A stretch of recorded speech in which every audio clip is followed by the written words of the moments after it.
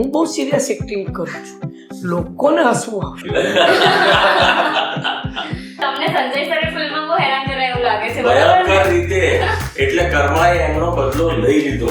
અને કહી દઉં, એમના ત્યાં રગલો ત્રાટક્યો.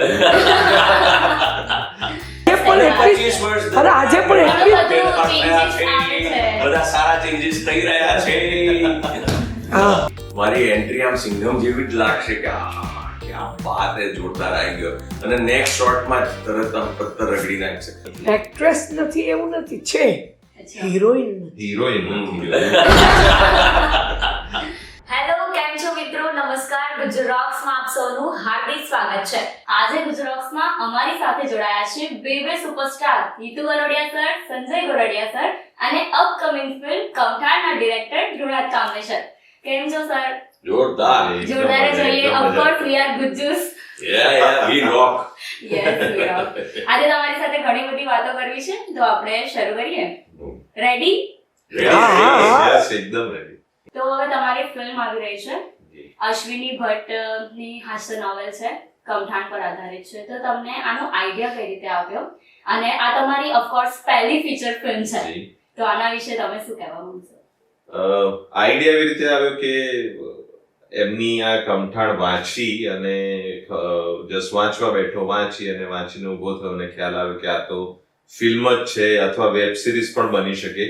એટલે પછી હું હરફન મોલા ફિલ્મ્સ, જેમણે નેશનલ એવોર્ડ વિનિંગ હિલ્લારો બનાવી છે, એના જે ચાર જે ઓનર છે, અભિષેકભાઈ, મીતભાઈ, પ્રતિકભાઈ અને આયુષભાઈ, તો હું અભિષેકભાઈ પાસે તરત જ ઉભો થઈને ગયો કે આના પરથી ફિલ્મ બની શકે એમ છે. અને પછી એ ચાર જણાએ 2-3 દિવસ એમણે વાંચી, કારણ કે એમના ઉપર સૌથી મોટી જવાબદારી હતી કે હિલ્લારો બાદ એ ગુજ્જુ પ્રેક્ષકોને એવું જ શું આપી શકે. તો એ પ્રકારના એ લોકોએ નિર્ણય લીધા કે આ સાહિત્ય કૃતિ પરથી આવી જ હિલ્લારો જેવી જ એક ખૂબ ઓફબીટ, ખૂબ અલગ પ્રકારની, અનકન્વેન્શનલ, એક સરસ મજાની સાહિત્ય પરથી પ્રેરિત અને ગુજરાતીઓને ગમે એવી ગુજરાતની વાત કરતી સરસ મજાની ફિલ્મ બની શકશે. અને એ રીતે પછી આ ફિલ્મ બનાવવાનો નિર્ણય થયો અને અમે આગળ વધ્યા. ટ્રેલર ખૂબ જ ધમાકેદાર છે ને હવે એવી અપેક્ષા છે કે આ ફિલ્મ પ્રેક્ષકોની અપેક્ષા પર ખરી ઉતરે અને ખૂબ જ ભારે કલેક્શન કરે. કોર્સ હિતુ સર, કમઠાણનું ટ્રેલર જોયું, એકદમ ધમાકેદાર રોલમાં છો તમે. રાડોમાં પોલીસ ઇન્સ્પેક્ટરના રોલમાં તો હતા જ, અને આમાં પણ એવું છે. તો તમને જોનર આખું ચેન્જ થઈ ગયું છે. ઓલી સિરિયસ ફિલ્મ હતી, આ કોમેડી ફિલ્મ છે. તો આ વિશેનો એક્સપિરિયન્સ તમારો? એવી જ મજા આવશે જે તમે કીધું ને કે જોનર ઇઝ ડિફરન્ટ. આ કોમેડી જોનરમાં છે, એટલે એ જે પબ્લિકને મજા આવવાની છે ને, એમાં કોમેડી જોનરમાં કેવું હોય છે, જે બહુ જ દમદાર, જે બહુ વટ મારતો હોય ને, એને ડિલોજ કરી નાખે. એ કોમેડીની મજા છે. So that's what's happen to me. મારી એન્ટ્રી આમ સિંઘમ જેવી જ લાગશે કે ક્યાં બાત હે, જોરદાર આવી ગયો. અને નેક્સ્ટ શોટમાં તરત આમ પત્તર રગડી નાખશે. અમારા રગલા સાહેબ જે ચોર બન્યા છે, હવે આટલો ઈમાનદાર, એકદમ વફાદાર એવો પોલીસ ઇન્સ્પેક્ટર પીઆઈ રાઠોડ, અને મારી વર્દી ને મારી બંદૂક ને મારા મેડલો જે મેં જીત્યા, બધું ચોરી જાય તો મારી શું હાલત થાય. એ આખા ફિલ્મ દરમિયાન એ જ વાત છે કે કેવી રીતે રગલો ચોરી કરી જાય છે, અને એ વસ્તુઓ લેવા માટે અમે કેવા ફાંફા મારીએ છીએ બધા. કેમ કે ના લેવાય, ના સેવાય, ના કહેવાય. પોલીસ કોને કે મારા ત્યાં ચોરી થઈ, એટલે બધા આપણી પાસે આવતા હોય, પોલીસ પાસે, અને પછી તમે કોને કહેવા જાવ કે exactly. So that's the hall thing. Sanjay sir, તમે પોલીસના ઘરેથી ચોરી કરી લીધી, ભૂલમાં. તમને સહેજે ડર ન લાગ્યો? ભૂલમાં એવું છે કે છે ને, ઇન્ટરેસ્ટિંગ વાત શું છે ખબર છે? જે અશ્વિની ભટ્ટ સાહેબે જે કરી છે કે ચોર કોમ્યુનિટી છે, એ હતી એક જમાનામાં, પછી એ લોકોએ છોડી દીધી. પણ આપણે ત્યાંના પોલીસો શું કરે, કોઈનું ઘડિયાળ ચોરાયું, આ લોકોએ ચોર્યું હશે એટલે એ લોકોના 4 માણસોને અંદર નાખી દીધી. આ થયું એટલે એક આખી કોમ્યુનિટીમાં એક અસંતોષ તો છે જ. બીજી વસ્તુ એ છે કે બધા પોતપોતાના કામે લાગી ગયા છે, પણ રગલો જે છે એની આવડત બહુ છે ને, નાનું મોટું છૂટક મજૂરી કરીને પોતાના ઘરનું પેટીયું રળે છે, પણ એની 3 દીકરીના લગ્નની ચિંતા છે. એટલા માટે પહેલી ને છેલ્લી ચોરી કરવા માટે એ નીચે ઘરમાં નળિયા ખસેડીને ઉતર્યા પછી ખબર પડી કે આ તો પોલીસવાળાનું ઘર છે. એટલે પછી હવે ચોર તો હવે ચોર જ છે ને ભાઈ, આવ્યો છે તો કે થોડો એમને એમ જશે. એટલે પછી એ છે તે વર્દી ને મેડલ્સ ને રિવોલ્વર ને રોકડ રકમ ને બધું એક પોટલામાં બાંધી અને એ ભાગી જાય છે. ને ભાગી ગયા પછી એ પોતે ફફડી રહ્યો છે કે જો ફૂલે ચૂકે પોલીસના હાથમાં આવી ગયો તો આ લોકો મને મારી મારીને અધમુઓ કરી નાખશે. જો બીજા કોઈના ઘરે ચોરી થયું હોત તો કદાચ આ લોકોને અડધા પૈસા આપી અને છૂટી જવાનો એ ચાન્સ હતો. આમાં કોઈ ચાન્સ નથી. અને બીજી વાત એ છે, આ મારી વાર્તા છે. આ બાજુ જે ચોર કોમ્યુનિટી છે એ લોકોનો ટેક એવો છે કે તું તો યાર બચ્ચન ને એકલ્યો યાર, પોલીસ વાળાના ઘરમાં હાથ માર્યો યાર, કે બરાબર કર્યું તે તું ચિંતા કરે, એના દીકરી માટેના માગાઓ આવવા લાગે છે. તો આ આખું આ લોકોનો ટેક છે, આખી કોમ્યુનિટીનું. આ બધું પોલીસ વાળાનો ટેક એ છે કે એક ઈમાનદાર ઓફિસર જે નવો જ આવ્યો છે, પણ જે સિસ્ટમ છે જે ગામડામાં જે પોલીસની, જેમાં 15 એક અતરંગી પોલીસો છે બધા, જે તમને કોઈ પણ પોલીસ સ્ટેશનમાં આવા મળી શકે છે. એવું નથી કે કંઈક એકદમ જ આમ કાલ્પનિક રાખ્યું છે, એવું કશું જ નથી. એવા છે જ, એવા બધા એકથી એક નમૂનાઓ પડ્યા છે. હવે પોલીસને માટે ચેલેન્જ એ છે કે કોઈને ખબર ન પડવી જોઈએ. લોકોને જો ખબર પડે કે પોલીસના ઘરે ચોરી થઈ છે તો કેવી ઇજ્જતની ધૂળ જાણે થાય.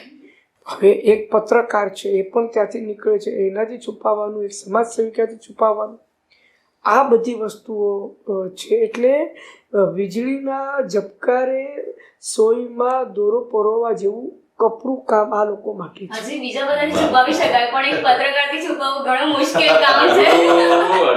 એક્ઝેક્ટલી, સમાજસેવિકા, પત્રકાર, એ બધાથી એટલે ખૂબ. અને બીજા ઘણા બધા કેરેક્ટરો છે કે ભાઈ એક દેસાઈ, ડૉક્ટર દેસાઈ છે, તો હવે કોઈને મૂડ માર વાગે તો તરત જ ઇન્સ્પેક્ટર જલ્દીથી હવે લઈ જાઓ હોસ્પિટલ, તમે એને માર્યો છે. તો કે હોસ્પિટલ લેવાય નથી. કેમ? તો કે ત્યાં દવા નથી, ત્યાં આગળ ડૉક્ટર નથી, ત્યાં આગળ વોર્ડબોય નથી, નર્સ નથી.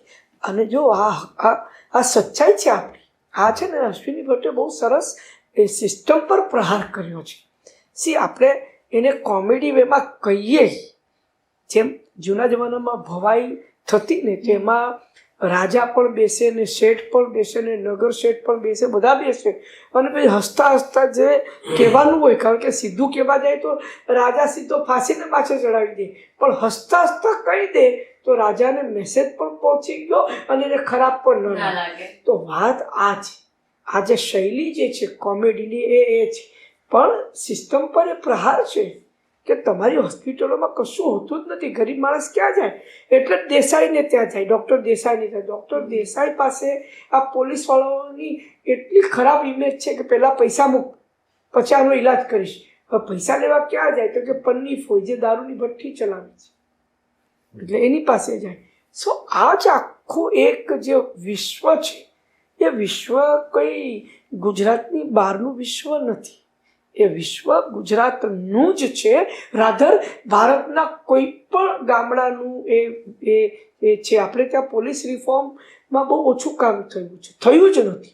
કોઈ પણ પોલિટિકલ ફિલ્મ લખાઈ એ 25 વર્ષ પહેલા લખાઈ હતી. 25 વર્ષ આજે સ્ટોરી છે 25 વર્ષ, અને આજે પણ એટલી, અને આજે પણ એટલી બધા સારા ચેન્જીસ થઈ રહ્યા છે.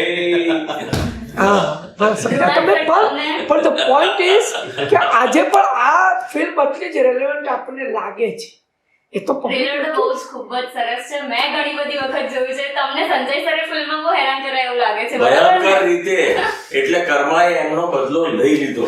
અને કહી દઉં, થોડા દિવસ પહેલા જ એ ટ્રેનમાં સફર કરી રહ્યા હતા ને એમણે મારા ઘરે ચોરી કરી ને આટલી બધી, તો ભાઈ ટ્રેનની અંદરથી એમનું પાઉચે ચોરાઈ ગયું. સાચે સાચ કર્મા ટુક ધ ટર્ન. મને મૂવીમાં કરી દો પણ કર્મા એમના ત્યાં રગલો ત્રાટક્યો. ધ્રુણાથ સર, આ ફિલ્મમાં કોઈ એક્ટ્રેસ નથી, હું ટ્રેલર જોઈને લાગી રહ્યું છે. ગુજરાતીમાં કહું તો પુરુષ પ્રધાન ફિલ્મ છે, રાઈટ? નહીં, પુરુષ પ્રધાન ફિલ્મ નથી. એક્ટ્રેસ નથી એવું નથી, છે હિરોઈન. હિરોઈન લીડ એક્ટ્રેસ હા, મારો એટલે જો કહેવાનો meaning આમ હતો કે lead ગુજરાતી actress. ફિલ્મો અથવા કોઈ પણ હા. ફિલ્મોનું આપણે ક્યાંય ઉલ્લેખ થાય તો એવું જ હોય કે આમાં હીરો કોણ છે, આમાં હિરોઈન અને કોણ એક છે. જોતા એવું લાગે છે કે આ પહેલી એવી ફિલ્મ હશે કે જેમાં લીડ એક્ટ્રેસ હિરોઈન નથી. નથી. એટલે પહેલી પણ એવી હું film છે તમને પણ કદાચ. કહું કે હીરો પણ નથી, કોઈ અચ્છા. હીરો પણ નથી, કોઈ હિરોઈન પણ નથી. આ ફિલ્મ જ એવી છે કે જે તમે જનરલ ફિલ્મો જોતા હોય એના કરતાની વાર્તા જ ખૂબ અલગ છે. જો તમે કમઠાણ વાંચી હોય અથવા ન વાંચી હોય ને, હવે જ્યારે તમે ફિલ્મ જોશો તો તમને સમજાશે કે એટલા બધા પાત્રો છે, એટલી બધી ધમાચકડી છે, નાનકડું ગામ, એના પાત્રો, એ બધા વચ્ચે સર્જાતી ઘટનાઓ એટલા બધા વચ્ચે વહેંચાયેલી છે કે આ ફિલ્મની વાર્તા એનો મુખ્ય હીરો છે, એની વાર્તા એની મુખ્ય હિરોઈન છે, એવી વાત છે. સરસ સરસ, ખૂબ જ સરસ. હેતુ સર, સંજય સર તો કોમેડીમાં છે જ યસ. ગજબ. તો એ સાઇડ પર પણ એમનું આવું જ હોય છે કે પછી ખાલી જસ્ટ મૂવી નહીં, કોન્સ્ટન્ટ વન લાઇનર. એની સાથે તમે રહો એટલે તમને ખબર પડે કે એમણે આખી ફિલોસોફી જે છે એમની લાઈફની, એ બધી જ વસ્તુ in one line, in very રમૂજ રીતે એ એમના જે પણ દ્રષ્ટાંત છે, જે પણ છે રિયલ લાઈફમાં પણ એ કરતા જ હોય છે, કહેતા જ હોય છે વોટ એવર હી ફીલ્સ. પણ એ વન લાઇનર એટલા સોલિડ હોય ને કે કોઈ પણ માણસ એમાં હસી જાય, but he says whatever he એમને તો એકવાર આપણે જોઈ લઈએ ને Yeah, પ્રેક્ષકો yeah. બી જોઈ લે તો એમની કોમેડી તો પછી ની રહી, પણ સુંદર. પહેલા તો કોઈ પણ સીન યાદ આવીને હસવું તો આવી જ Yeah. જાય. પણ આમાં જરાક જુદું એ છે કે સિચ્યુએશનલ કોમેડી છે. હું બહુ સિરિયસ એક્ટિંગ કરું છું, લોકોને હસવું આવશે, આવે છે. કારણ કે સિચ્યુએશન, પોલીસના ઘરમાં ચોરી થાય itself is a very large gag, itself જ બહુ મોટો ગેગ છે. અને પછી એની પાછળ જે બધી ઘટનાઓ જે બને છે, એ ઘટનાઓની જે ઘટમાળ છે એને કહેવાય કમઠાણ. એ વાત. એટલે બધા સેટ પર પણ એવી મજા આવે એમની સાથે કામ કરવાની, બધું જ. બીજા બધા પણ કલાકારો, Darshan Jariwala sir, Arvind sir, comedy factory વાળા અરવિંદ દીપ સર, વૈદ્ય છે, અનુપમા. કે શિલ્પા ઠાકર છે, કે તેજલ પંચાસરા, કે જેટલા પણ કલાકારોનો કાફલો છે, બધાની સાથે કામ કરવાની મજા જ આવે. પણ ફિલ્મની મજા એ છે કે ફિલ્મમાં બધાના પાત્ર એ સિરિયસ છે, એ કઈ પેલી ઓવર ડ્રામેટિક સ્લેપસ્ટિક એવું નથી. દરેકનું પાત્ર છે, પાત્ર પ્રમાણેના સીન છે, ડાયલોગ છે ને એમણે સિરિયસલી બધા કર્યા છે. એ જોઈને આપણને હસવું આવે, પણ એ લોકો એ કરતી વખતે તો ખૂબ સિરિયસ કરે. જેમ કે ટ્રેલરમાં તમે જોયું હશે પેલું કે અહીંયાથી કોઈક ચોરને જતા જોયો તો કે કોઈ હા તો કે આ છે એ પોલીસ નીકળ્યો. હવે આ કટાક્ષ છે અને એ બહુ સિરિયસલી કહ્યું કે એને હકીકતમાં એ પોલીસ હતું, પણ એને બહુ સિરિયસલી કહ્યું હતું, પણ એ જોક બની. હા, એ ચાવાળા એવું જ કહે છે કે હા Correct. જોયો તો પણ એ પોલીસવાળો છે. પોલીસવાળો બરાબર છે, નથી. right, right. તો એ વસ્તુ છે આની અંદર. એવું છે કે હવે આ કમઠાણ પીઆઈ સાહેબના ઘરે તો ચોરી થઈ ગઈ, હવે સસ્પેન્ડ થાય છે કે ટર્મિનેટ. એ એના માટે તો હવે એ picture બસ જો હવે 2 દિવસ રહ્યા, એના માટે હવે શુક્રવારે હા, ફિલ્મ 2nd આવે, ફેબ્રુઆરી સિનેમાઘરમાં આવી આવી જ રહી છે. રહી છે. યસ, એટલે એ તો હવે તમને ત્યાં જ જાણવા મળશે એમ. ઓકે, તો તમારી સાથે ખૂબ મજા આવી. Thank you Neetu sir, Sanjay sir, Dhrunaj sir. Thank you. તમારી ફિલ્મ માટે ખૂબ ખૂબ શુભેચ્છાઓ. કમઠાણ માટે ઓલ ધ બેસ્ટ. પ્રેક્ષકો તમને અમારા જેટલો જ પ્રેમ આપે એવી ખૂબ ખૂબ શુભેચ્છા. Thank you, Thank you. Thank you, thank you Thank so you. Much.